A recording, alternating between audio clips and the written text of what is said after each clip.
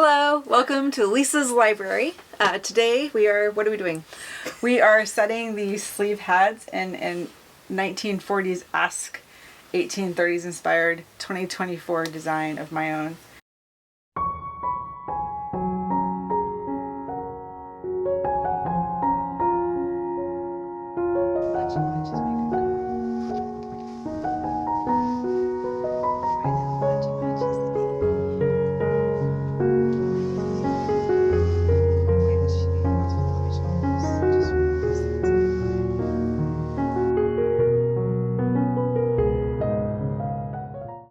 There we go.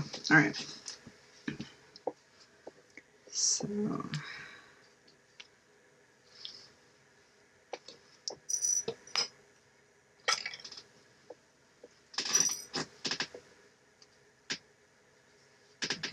bad start. Okay, so what we're doing is we're fitting the sleeve head, and what we've done is we're going to turn in the bodice seam allowance, and usually you have to kind of play a little bit with this shoulder pad, because shoulder pads, you put them on the person and they can get a little bit messed up. So we're turning in the seam allowance on the bodice. Oh wait, that's crapping it.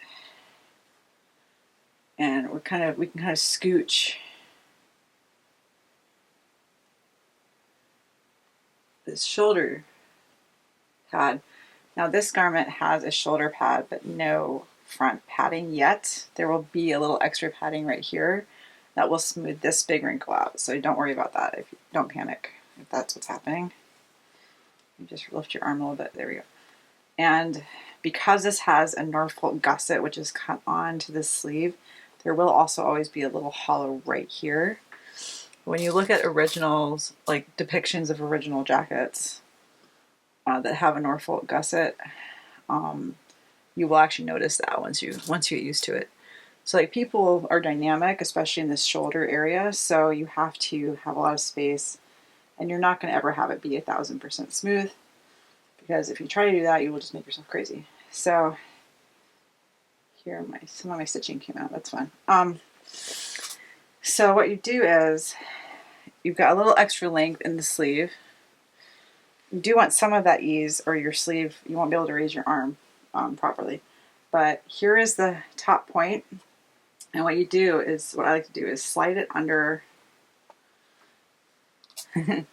slide it under until it is the right height. It doesn't need to be this exact seam allowance. Don't worry about it. That's probably why you're setting it on a person, so you can be sure that it's hanging properly, because that's really the important part here. Now Laura and I are opposite in which shoulder we tend to hold a little forward.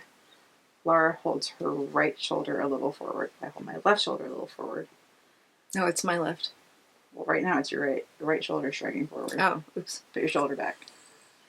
There you go. Ah, there. Now that's sitting nice. So the weird part as the person wearing the thing is that you do feel a slight desire to like shrug, because you're trying to hold it up and like help. Sorry, and hold on. The challenge is not to do that. The challenge is to be like relaxed. You gotta let the jacket sit how it's going to sit, and it won't. Say it again. We couldn't hear. Sorry. You have to let the jacket sit how it will sit, because then the dressmaker can correct it, or the tailor can correct it, versus trying to hold up the jacket with your body, because that's not how jackets work. So,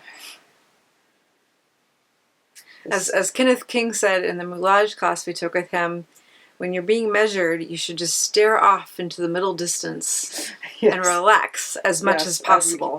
Because if you stand in some awkward tin soldier way, it's not going to fit right in the long term. And so your goal here is you sort of slide the sleeve up into the bodice with minimal puckering. Now, pinning does create some puckering.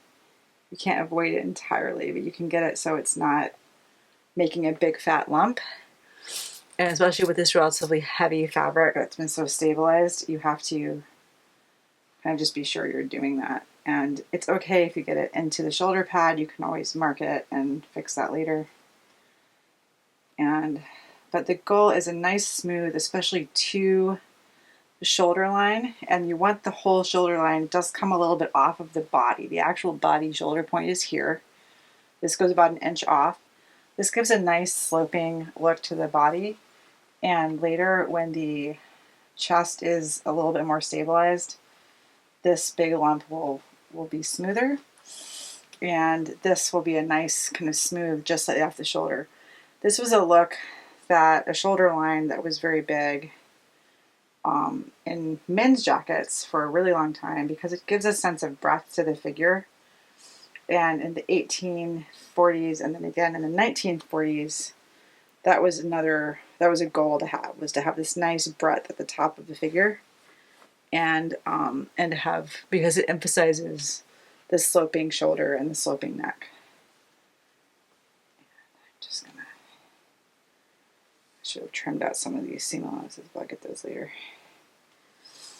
And almost done with this side. Sometimes you still end up with a little pleat because people's arms are not the same. And I've seen that in a lot of originals from the 1860s through the 70s. You can steam it out. It just depends on how obsessed you are about that specific garment on having it perfect. So you're saying the arm side is a slightly different shape because it's been cut differently on each side? It's cut the same on both sides, but people's bodies aren't 100% the same. So like, there's a little bit. Is there an example that we can show? Well, right here. So, well, actually, that's the gusset. Never mind. Okay. That's just the gusset making it pleat. So the big thing is not to freak yourself out, because there is this really big gusset on here, which is on purpose so that you can move your arms without messing up the bodice. So it does kind of form a natural little pleat right about where if you turn around, right about where the princess line is, because that way that gives you the room to lift your arm. You can just turn back around. And we're almost done. This is the part in the back of there. So this will look smoother when it's actually sewn, because of course it won't be like big fat pins.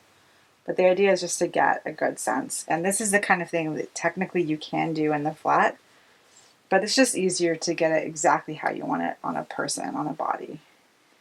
Also, I've seen in 1860s dress manuals, they'll even have you kind of put extra padding right here to keep it really tight and like look really like the person almost looked like they were upholstered like a chair.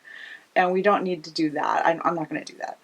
But that is another way if this hollow bothers you, because a sleeve head won't fix that. The sleeve head doesn't extend far enough into the sleeve itself to make this little hollow go away. It just depends on what you're looking for in the piece.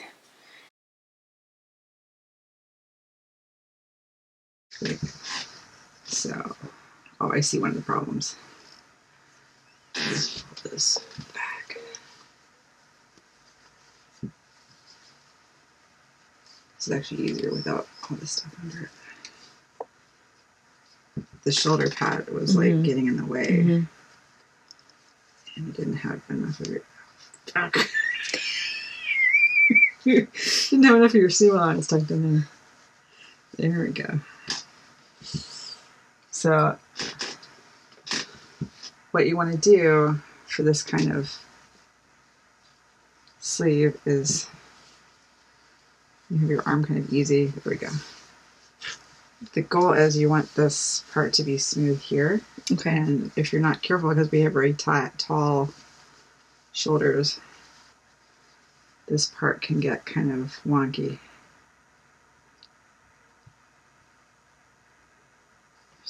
And then here you've got a nice amount of depth. So you're picking up. You don't want to let the sleeve head collapse, because that will later get kind of tucked in. So let it grab here.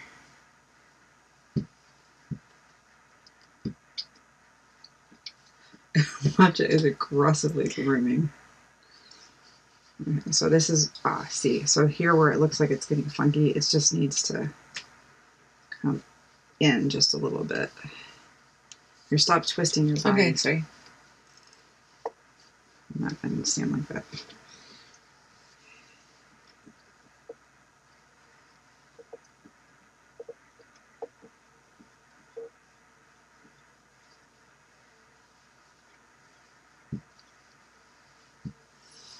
And then I'll ease that in when I sew it. And then the front,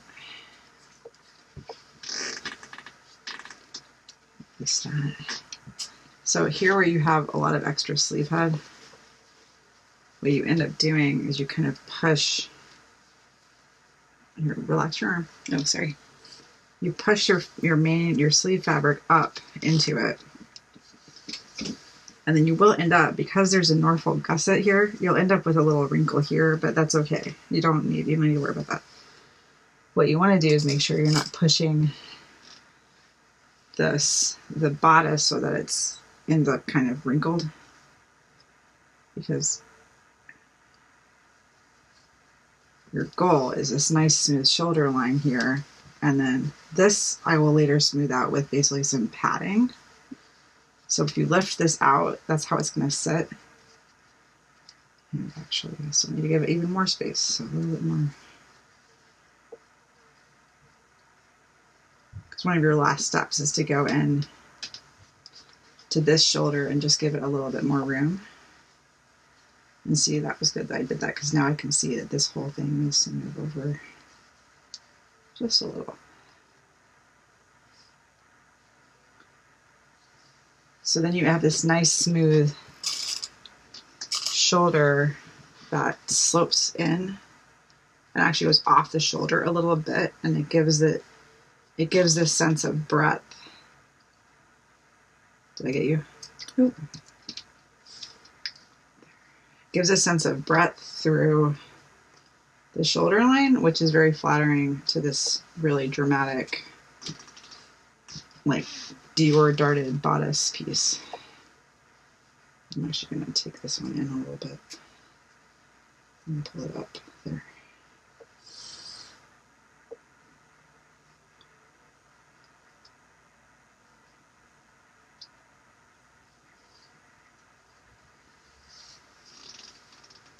There. So now there's this lovely smooth shoulder line that will look smoother when it's sewn.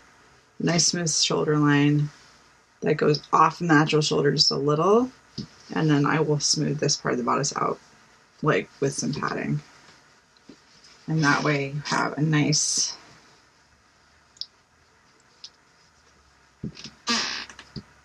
(1940s) meets 1830s.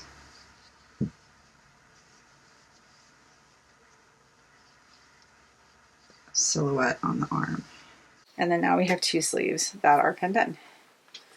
And then we can do a close up. We are almost finished. Thank you so much for joining us today. We hope that your sleeve setting days also have very little frustration and only minimal cat interference.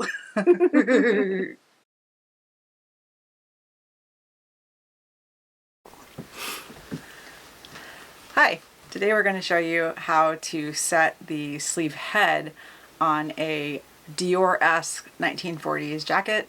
This is my 1830s meets 1940s rose modern 2024 Italian wool jacket. Good Lord, kitten. Kitty, what was that?